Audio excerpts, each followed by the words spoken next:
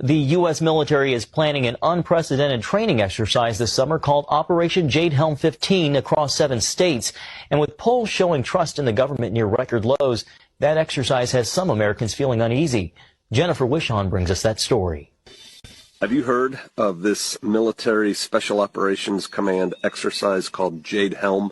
Speculation about why the military wants to train in American communities instead of military bases is fueling a growing number of theories across the internet and social media. The government will take action when it thinks its authority is threatened. Texas Governor Greg Abbott has even asked his National Guard to monitor it. So what is JADE HELM 15?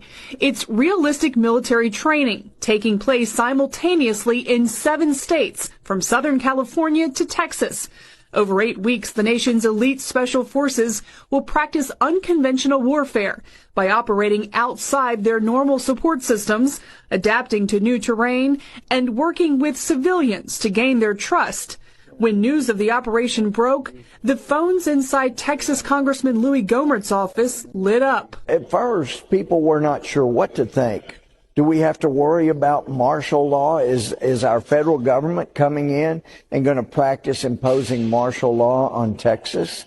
A former Army captain, Gohmert says he understands the need for training, yet it bothers him that as part of the exercise, the military is labeling Texas, Utah, and Southern California as hostile. This is actually taking areas of our home country, the United States, and saying, Texas is hostile, Utah is hostile, Southern California is hostile, and we got to take it back from the hostiles.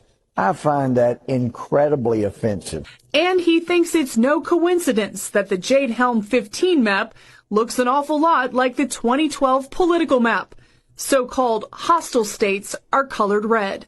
The suspicion surrounding JADE HELM 15 is fueled by the fact that a vast majority of Americans simply don't trust the government, a level of mistrust that has peaked under the Obama administration, driven by what many believe to be violations of the Constitution and civil liberties. This is what Americans understand war looks like, but Cheryl Chumley, author of Police State USA, says JADE HELM 15 is introducing a new type of warfare, the master of the human domain. What's going to happen is the special operations soldiers are going to be dressed in civilian clothes, driving civilian vehicles, and they're going to be tasked with striking up rapport with the local citizens. It's a new strategy to root out terrorists since locals notice odd behavior first.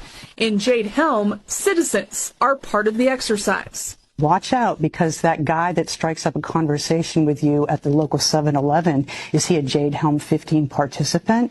You know, it's a psychological warfare that it kind of messes with your mind a little bit. White House spokesman Josh Earnest says special forces moving about communities will wear armbands. I feel confident in expressing to you, without having a lot of detailed knowledge of the particular exercise, is that the civil liberties and constitutional rights of American citizens will be in no way affected by this exercise. Despite conspiracy theories, Congressman Gohmert isn't worried that the U.S. military is going to issue martial law, but he's not happy with the president. When my own commander-in-chief, through his subordinates, is just fine with, for games purposes, declaring an enemy of 2 or more of your states, I've got a real problem with that. That is one of the most insensitive, just outrageous things that a military commander could do. Chumley urges Americans to always stay vigilant when it comes to the government.